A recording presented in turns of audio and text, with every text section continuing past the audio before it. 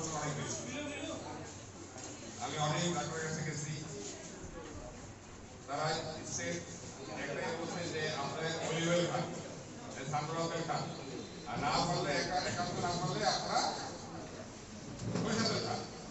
আজকে থেকে আজকে থেকে 50 বছর আগে ঘটনা বলি, আমার দাদারা আমার নানারা এরা গ্যাস্ট্রিক কি জিনিস, অ্যাসিডিটি কি জিনিস বলতে পারতো না।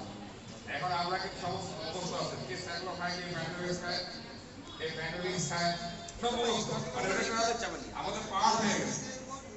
আমি আমি এই থেকে চিন্তা করছি যে আসলে আলহামদুলিল্লাহ আমার যে ব্যবসা বাণিজ্য অন্যান্য আইটেম আছে, এর পাশাপাশি আমি সামাজিক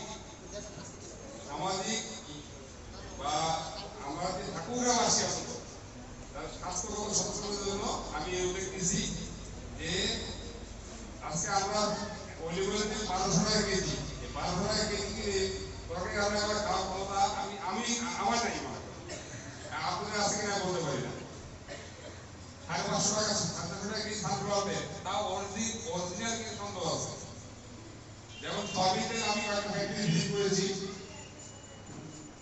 যদি সয়াবিন তেল কেউ প্রোডাকশন দেখেন, ব্রাউন অয়েল যেটা আমরা বলি যে অনেক ভালো, এটা কেউ প্রোডাকশন দেখেন তাহলে আপনি জীবন সয়াবিন তেল পাবেন না। কারণ সয়াবিন তেল রিফাইন করে কস্টিক সোডা দিয়ে, যে কস্টিক আমরা সবাই ইউজ করি, যে কস্টিক দিয়ে কাপড় পরিষ্কার হয়, এটাকে মানে এই ধরনের প্রোডাক্ট দিয়ে সয়াবিন তেল রিফাইন করা হয়। তো আমার প্রশ্ন হলো, এটা আমার ব্যক্তি চিন্তা থেকে আগাইছি বিষয়টা, যে আমার ফ্যামিলি আজকে 2 বছর ধরে আমরা পরিচিত খাচ্ছি। আমার 2 বছর আগে আমাদের বাসায় অল টাইম প্যান্টোনিক্স থাকতো, সেটা আমরা এখান থেকে মুক্ত আছি।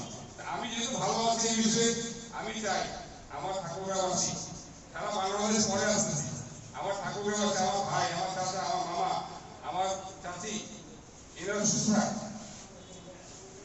তো আমার দেশ খেতে হবে, আমার এটা আর কোনো বিষয় না, আমাকে খেতে হবে এটা বিষয় না। আপনারা যেই দিলে খান সরিষার তেল খাবেন, এটা আমার ছোট মানুষ হিসাবে আমি আপনাদের বলতে হবে। আমার বক্তৃতা হয়ে যাওয়া আমি যা আমার বলা বলার কথা করতেছি,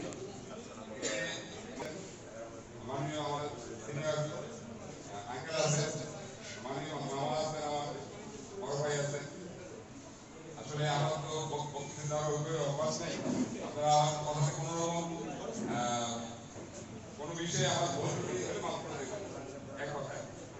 আর দ্বিতীয় বিষয় হলো, আমার এই উদ্বেগটা হলো যে ঠাকুররা আমাদের যারা আছি, আমরা ঠাকুরবাসী, আমার এই নানা তেলের মধ্যে কি গুণাগুণ, কথা হলো আমরা এই দানাটাকে রিফাইন করি, এটা আদৌ কোনো মানে যারা লোকাল তৈরি করে এরা তো গেলে হলাবে, আমরা এটাকে চেঞ্জিং আনছি।